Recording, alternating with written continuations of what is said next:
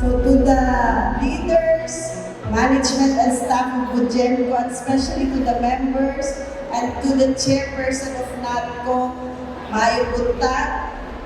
Ang una ko lang siguro i-share is the basic knowledge that I have on cooperatives and Bugemco, just to share with you sino ba si Bugemco sa buong Pilipinas at sa mundo. So in the Philippines, there are 20,000 cooperatives, more than 20,000.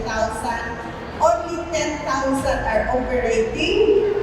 There are 100 billionaire cooperatives, and Bugemco is one of them. So 100 out of 10,000, that is where Bugemco is.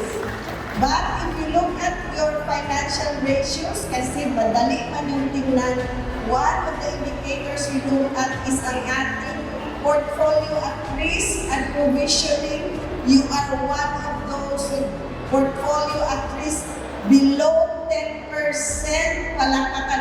4% na daw.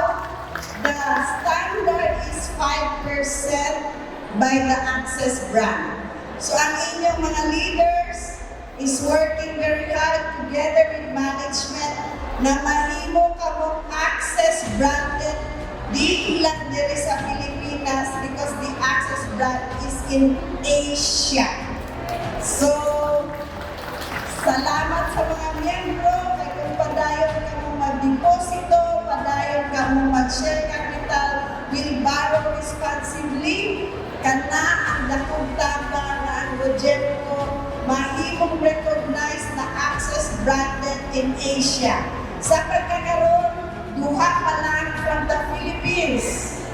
So, ma-imagine na lang ninyo kung ma-achieve ninyo ni, you will be one of the very few in Asia with the Access brand. And when you have the Access brand, dili lang na siya financial, pero tibuok na pagtanaw sa kooperatiba. I have seen you in your ups and downs, and I am very happy of where you are right now. Congratulations sa inyong tanan.